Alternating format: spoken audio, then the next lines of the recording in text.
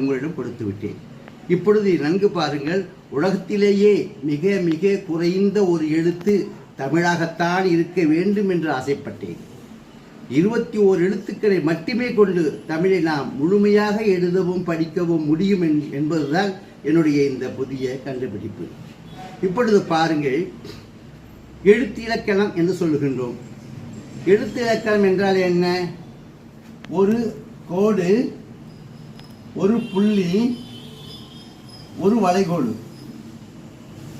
எழுத்து இலக்கணம் என்றால் பெருசாக காட்டுங்க.